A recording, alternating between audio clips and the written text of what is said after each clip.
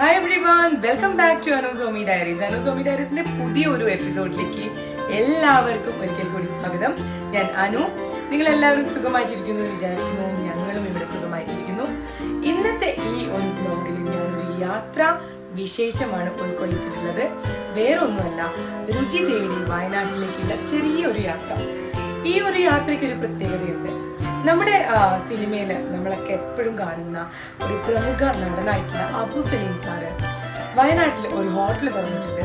1980s എന്നാണ് അതിൻ്റെ പേര്.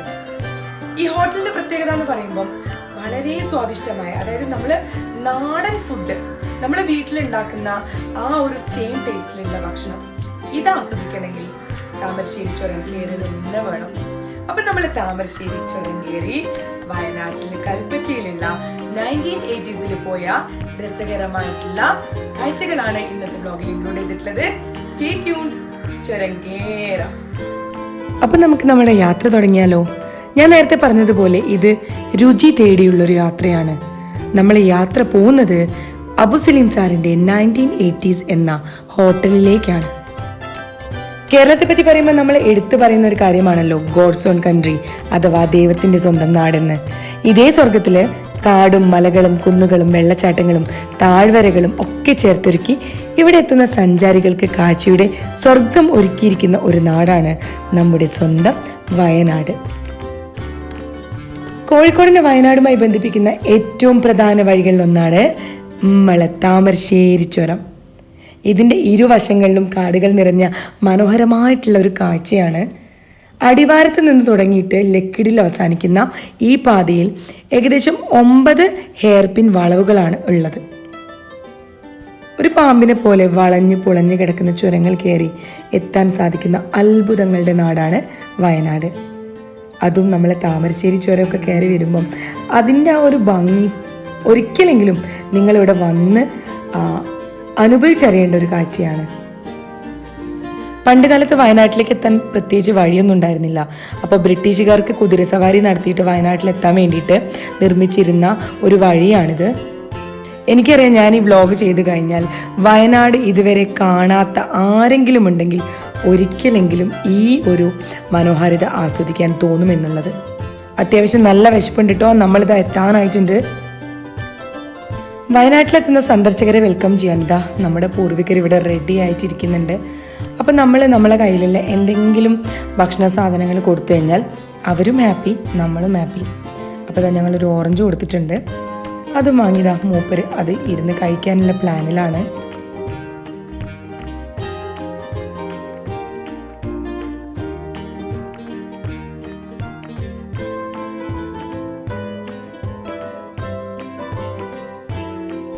കൽപ്പറ്റയും ചെമ്പ്രയും മീൻമുട്ടിയും അതേപോലെ ബാണാസുര സാഗറും എടക്കൽ ഗുഹയും പക്ഷിപാതാളവും കുറുവാദ്വീപും അതേപോലെ തിരുനെല്ലി ക്ഷേത്രവും മുത്തങ്ങയും കാന്തൻപാറയും പൂക്കോട് തടാകവും അതേപോലെ കുറുമ്പാലക്കോട്ടയും ഒക്കെ ചേരുന്ന ഇവിടുത്തെ ഭംഗി അത് നിങ്ങൾ ഇവിടെ വന്ന് കണ്ടാൽ മാത്രമേ മനസ്സിലാവുള്ളൂ കേട്ടോ. ഞാൻ ഈ പറയുന്നതിനേക്കാളും ഫീലാണ് ആസ്വദിക്കുമ്പോൾ. ചെറിയ രീതിയിൽ മഴ ചാറുന്നുണ്ട് കേട്ടോ. ഇരുവശങ്ങളിലും പച്ചപ്പ് നിറഞ്ഞു നിൽക്കുന്ന കൺകുളിർക്കുന്ന കാഴ്ച.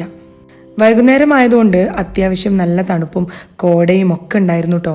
അങ്ങനെ ഇതാ ചുരമൊക്കെ കയറി നമ്മൾ ഗേറ്റ് വേ ഓഫ് വയനാട്ടിലെത്തിയിട്ടുണ്ട്.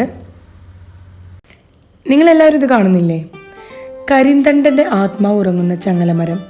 ഇത് വയനാട്ടിലെത്തുന്ന ഏതൊരു സഞ്ചാരിയുടെയും മനസ്സിനെ ഒന്ന് ചിന്തിപ്പിക്കുന്ന ഒരു കാഴ്ചയാണ്. പണ്ട് ഇവിടെ വഴിയൊന്നുമില്ലാത്ത സമയത്ത് ബ്രിട്ടീഷുകാർക്ക് വഴി കാണിച്ചു കൊടുത്ത ആളായിരുന്നു കരിന്തണ്ടൻ. ഈ കരിന്തണ്ടനെ പിന്നീട് ബ്രിട്ടീഷുകാർ കൊലപ്പെടുത്തുകയും അദ്ദേഹത്തിൻ്റെ ആത്മാവിനെ ഇവിടെയുള്ള ഈ ചങ്ങലമരത്തിൽ ബന്ധിപ്പിക്കുകയുമാണ് ചെയ്തത്. അതായത് ഈ ഒരു ഭാഗത്ത് അപകടങ്ങൾ പതിവായിരുന്നു. അപ്പോൾ ഇതുവഴി പോകുന്ന യാത്രികർ ഒക്കെ ഇവിടെ വന്ന് പ്രാർത്ഥിച്ചിട്ടാണ് പോവാറ്.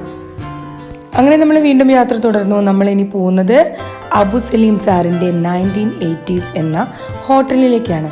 അപ്പോൾ ഞാൻ നേരത്തെ പറഞ്ഞതുപോലെ രുചിയുടെ ഒരു കലവറ തന്നെയാണ് ഈ ഒരു ഹോട്ടൽ. ഇനി നമുക്ക് അവിടുത്തെ കാഴ്ചകൾ കാണാം. അങ്ങനെ ഇതാ നമ്മളെ ഡെസ്റ്റിനേഷനിൽ എത്തിയിട്ടുണ്ട്. 1980s ഒരു ഹോംലി അറ്റ്മോസ്ഫിയർ. ഇത് കാണുമ്പോൾ തന്നെ ഞാൻ പറയുന്ന ഹോംലി അറ്റ്മോസ്ഫിയർ എന്താണെന്ന് നിങ്ങൾക്കറിയാം. പഴയ ഒരു തറവാട് വീടിനെ ഒരു റെസ്റ്റോറൻറ്റ് സ്റ്റൈൽ സെറ്റപ്പിൽ ആക്കി മാറ്റിയിരിക്കുകയാണ് 1980s. ഈ ക്രെഡിറ്റ് മൊത്തം ഈ ഒരു ഹോൾ ടീമിന് തന്നെയാണ്. അപ്പം നമ്മളിത് ഇവിടെ വരുന്നതിന് മുന്നേ തന്നെ അബുസലീം സാറിനെ കോൺടാക്ട് ചെയ്തിട്ടുണ്ടായിരുന്നു. അപ്പോൾ സാറ് ഒരു വീട്ടിലൊരു ഫങ്ഷൻ ഉള്ളതുകൊണ്ട് സാർ അവിടെ ഇല്ലായിരുന്നു. പക്ഷെ നമുക്കുള്ള എല്ലാ ഹെൽപ്പും ചെയ്തു തന്നത് ഇവിടുത്തെ മാനേജറായിട്ടുള്ള മുകേഷ് സാറാണ്. അപ്പോൾ ഇതാ നമ്മൾ രുചി തേടി ഇതിൻ്റെ ഉള്ളിലേക്ക് പോവാണ്.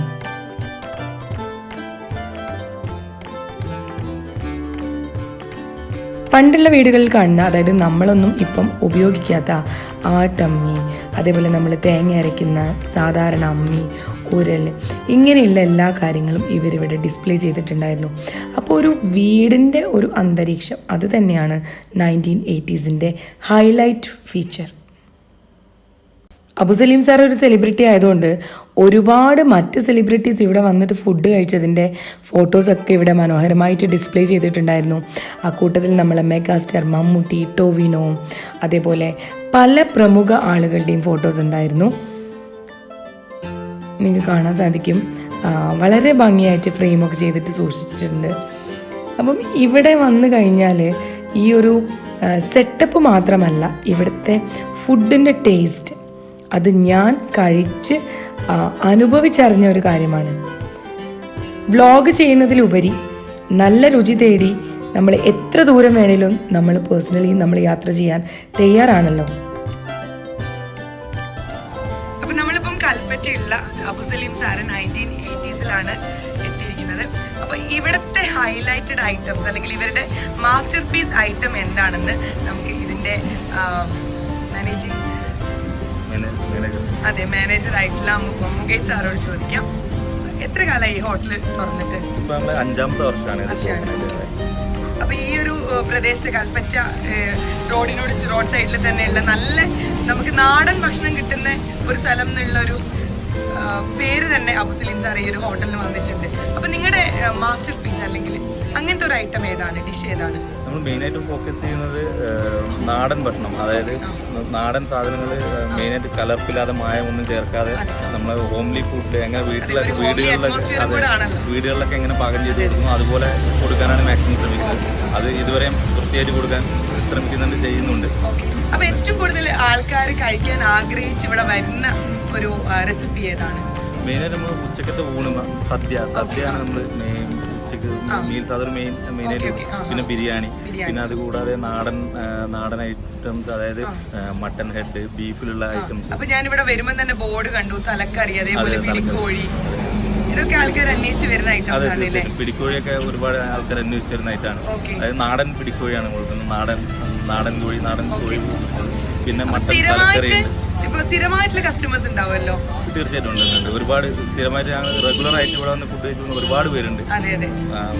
അവരുടെയൊക്കെ സപ്പോർട്ട് കൊണ്ടൊക്കെ നല്ല രീതിയിൽ മുന്നോട്ട് പോയിക്കൊണ്ടിരിക്കുന്നത്. പൊതുവെ ആൾക്കാരൊക്കെ ഒരു ഫുഡീസ് ആയിട്ട് മാറിക്കൊണ്ടിരിക്കുന്ന ഒരു കാലഘട്ടമാണ്. അപ്പൊ അതുകൊണ്ട് നല്ല രീതിയിൽ പോകുന്നില്ലേ ബിസിനസ്? നന്നായി പോകുന്നുണ്ട്, വളരെ നന്നായി പോകുന്നുണ്ട്. ഇതുവരെ കുഴപ്പമില്ല, നന്നായി പോകുന്നു. Thank you so much.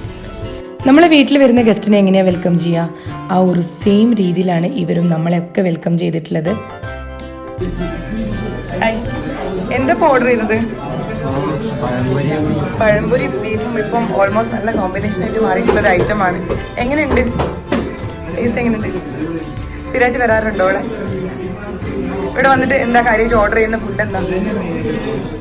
Weekly വരുമോ? ഇവിടുത്തെ മാസ്റ്റർ പീസ് ഐറ്റം എന്ന് പറയുന്നത് പിടിക്കോഴിയും ബീഫിൻ്റെ തലക്കറിയും അതേപോലെ ബ്രെയിനും മീൻ പൊള്ളിച്ചത്, ഇങ്ങനത്തെ നാടൻ റെസിപ്പീസാണ്. ഒരു രക്ഷയില്ല കേട്ടോ. അടിപൊളി സ്വാദ് എന്നൊക്കെ പറഞ്ഞാൽ ഇതാണ്. ഇത് മീൻ വാഴയിലയിൽ പൊള്ളിച്ചതാണ്. ഞാനിതൊക്കെ നിങ്ങൾക്ക് കാണിച്ചു തരാനേ എനിക്ക് പറ്റുള്ളൂ. നിങ്ങൾ വയനാട്ടിൽ വരുമ്പം നിങ്ങൾ തീർച്ചയായിട്ടും ഇവിടെ വന്നിട്ട് ഈ രുചി ഒന്ന് ആസ്വദിക്കൂ. പിന്നെ നിങ്ങൾ വേറെ എവിടേക്കും പോകില്ല, അത്രയ്ക്കും ടേസ്റ്റാണ്.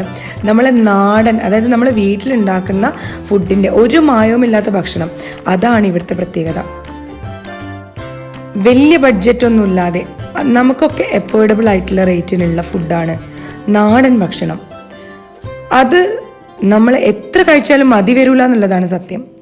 അപ്പോൾ ഞങ്ങൾ ഭക്ഷണമൊക്കെ കഴിച്ചിട്ട് ഇവിടുന്ന് ഇറങ്ങിയിട്ടുണ്ട്. അപ്പോൾ ഞാൻ ഒന്നും കൂടെ പറയാണ്, വയനാട്ടിൽ ഒരു യാത്രയ്ക്ക് വരുന്ന അല്ലെങ്കിൽ ഒരു ട്രിപ്പ് പ്ലാൻ ചെയ്യുന്ന ആർക്കും നാടൻ രുചി തേടി പോവാവുന്ന ഒരു സ്ഥലമാണ് 1980s. വന്ന് കഴിച്ച് മനസ്സ് നിറയ്ക്കാൻ നിങ്ങൾക്ക്.